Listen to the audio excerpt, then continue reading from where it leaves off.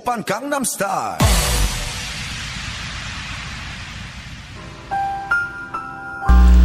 And here are the things you need to know on this Thursday. First of all, it's National Virus Appreciation Day.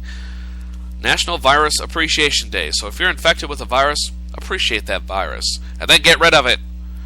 In News Attack this morning, Kate Hudson is launching her own line of athletic wear.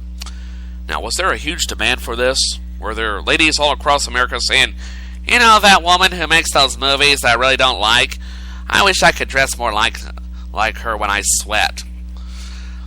Cheating hubby tries to win wife back on Facebook. Ivan Lewis cheated on his wife. His grand plan to win her back? A handwritten plea on Facebook. How does that work? Well, he posted a photo of a handmade sign saying he cheated with an ugly woman. Oh my gosh. It's bad enough you cheated and you chose an ugly woman? Ugh. His post said his wife would take him back if he got 10,000 likes on the photo. Oh God. I'm going to look for that later. In the wacky but true files, drug dealers throws $1 million from plane. Suspected members of a drug trafficking gang in Bolivia tossed a bag containing more than $1 million from a low-flying plane. The cash was supposed to be collected by other gang members on the ground, but they missed the target and the bag was seized by police, who are now enjoying a lot more donuts. I know that was a bad joke. I'm sorry. And finally, is Daniel Day-Lewis up for a role in Star Wars? Let me get this straight. He goes from being President Abraham Lincoln to being a Jedi Master. Well, let's see. There are so many Star Wars rumors out there, but it seems that Daniel Day-Lewis could be up for a role.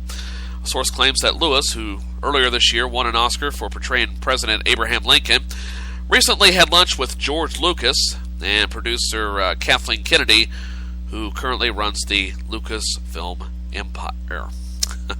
I can just see it now. Can you picture a Jedi Master with an Abraham Lincoln beard holding a lightsaber? That might be something worth photoshopping. And finally, those are things you need to know for today. For tomorrow, a reminder, it's National Diversity Day. It's also the start of the Alabama National Fair, if I'm not mistaken. That runs through Sunday, October 13th in Montgomery, Alabama. And the Feast of St. Francis of Assisi, not St. Francis of Assisi, patron saint of animals and the environment. It's a popular day for pets to be blessed. And that's tomorrow, October 4th. All right, and those are things you need to know.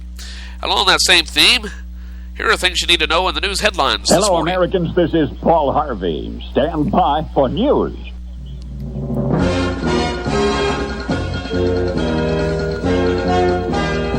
And take a look at the latest in news headlines this morning.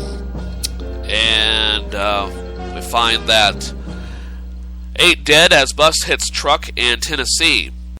An accident on Interstate 40 in East Tennessee left 8 dead and 14 injured when a bus collided with a tractor-trailer.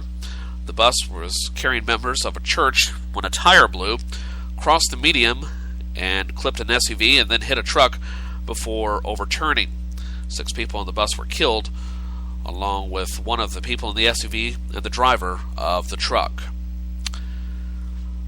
The Affordable Care Act intended to provide increased health care coverage for America's low income, and a Supreme Court ruling that has left some 7 million ineligible for Medicaid. The Affordable Care Act sought to require states to expand their Medicaid coverage, but many states sued, and a Supreme Court ruling determined that states were not required to expand coverage. This has left up to 7 million Americans with a coverage gap. They make too much to qualify for Medicaid, but not enough to get on one of those new plans provided by the new health care law. Kind of blows some of my arguments out of the water that I made a few minutes ago, doesn't it? And finally, no shutdown progress after White House meeting. Though Republican and Democratic congressional leaders had a 1-hour meeting at the White House yesterday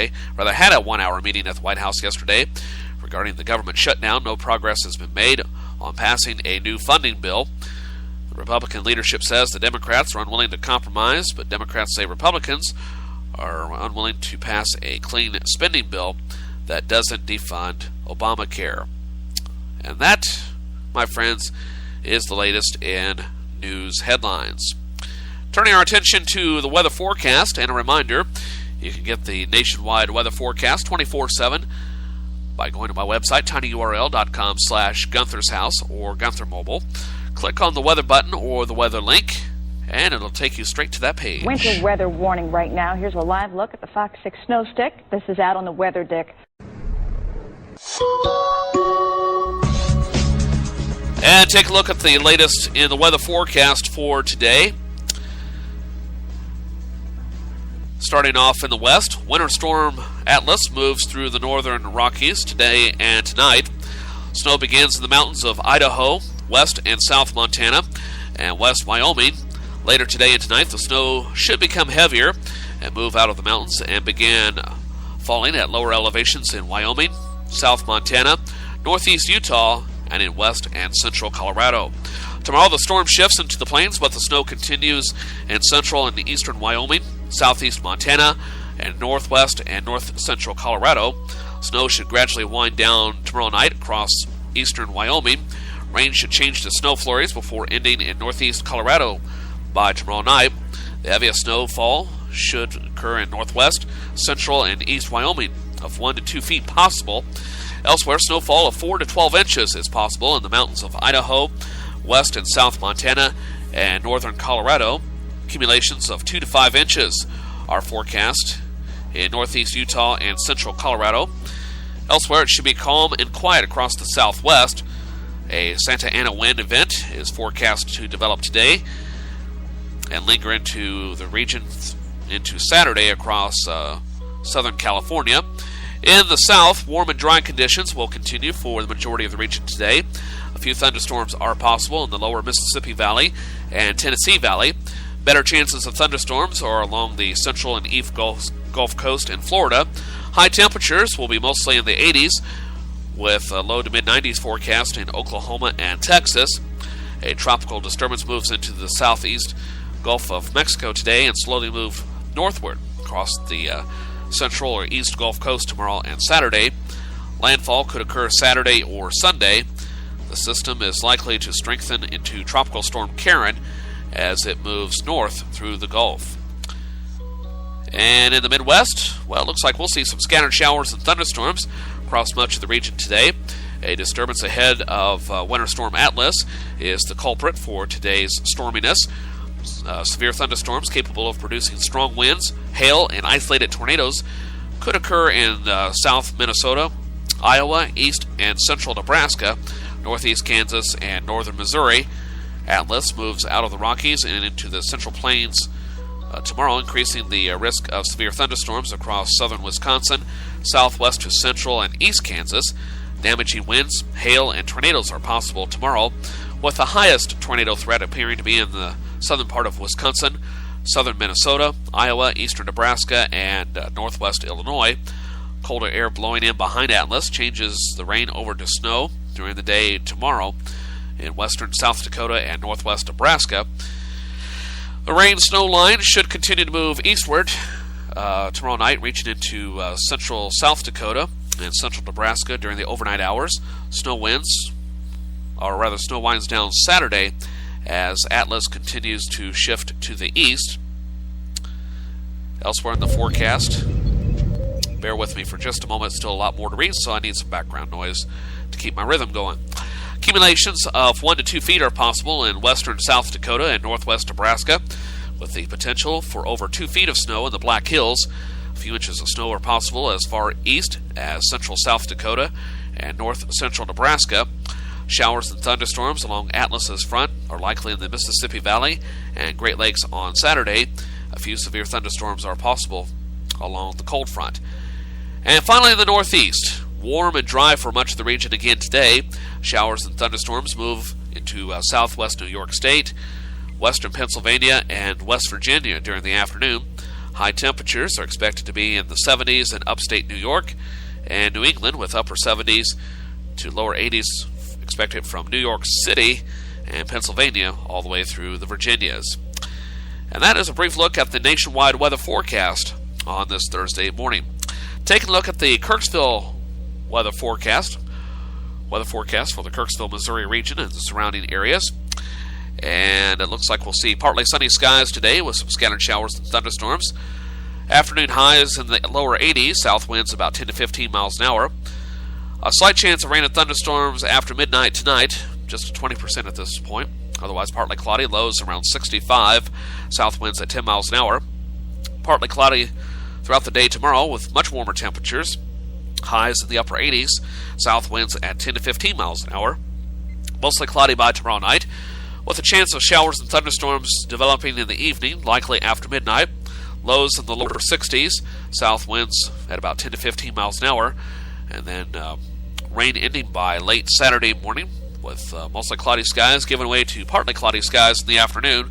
Highs in the only in the mid-60s, west winds at 10 to 15 miles an hour, gusting up to 25 miles an hour. Colder for Saturday night, lows in the upper 30s, and then partly cloudy for Sunday, highs in the upper 50s, lows around 40. For Monday, it looks like we'll see mostly clear skies, highs in the upper 60s, lows around 40 to 45. For Tuesday, a little bit cooler, a little bit warmer, with mostly clear skies, highs in the mid-70s, lows in the lower 50s. Currently, 68 degrees in Kirksville, relative humidity at 93%, barometric pressure steady at 29.91 inches of mercury, winds out of the south at about 10.5 miles per hour, visibility at 10 miles at this point. And take a look at Doppler radar, and seeing some showers and thunderstorms, primarily along I-35 and to the west of I-35, stretching back into St. Joe in the northwest corner of Missouri, and also seeing some heavier rain now just crossing the Missouri border back into Iowa, north of Kirksville, up around Ottumwa. And as far as this area is concerned, it looks like that precipitation, and let's see what direction it's moving. And it stretches down, by the way, just to the north of my old stomping grounds around the Fayette and Columbia area, to the east of Moberly. And all that rain at this point is moving straight to the northeast. And that is a look at the weather forecast. We'll have celebrity birthdays in a few minutes, as well as today in history, along with market information, plus the CBS World News Roundup, just to name a few of the many programs. We're going to take a quick break, though, and when we come back, we'll have the Composer's Date Book, as well as the Writer's Almanac, with Garrison Keillor coming up in just a moment. So stick around. More of First Cup is on the way. That's what she said. Thank you, Colonel Potter.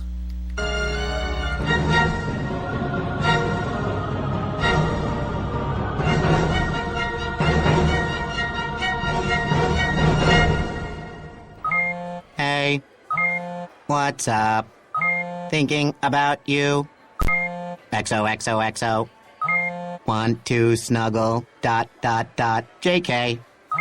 Hit me back. You getting these texts? ? We should hang later. I miss you. Holla at ya, boy. Holla back. Holla back. Holla back. Are you at home? Where are you? What are you doing? OMG. You are making me mad.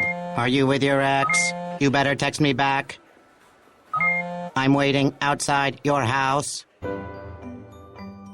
Relentless, aggressive texting is like sending an angry robot to deliver your message. When does the robot become dangerous? Let us know at that'snotcool.com. That'snotcool.com. Brought to you by the Ad Council. And here is the Writer's Almanac for Thursday. It's the 3rd of October, 2013. It was on this day, 1895, Stephen Crane's novel The Red Badge of Courage was published, the story of a Civil War private, Henry Fleming. It's the birthday of Emily Post, born in Baltimore, 1873, who wrote about etiquette. Emily Post, who said manners are a sensitive awareness of the feelings of others. If you have that awareness, you have good manners no matter what fork you use.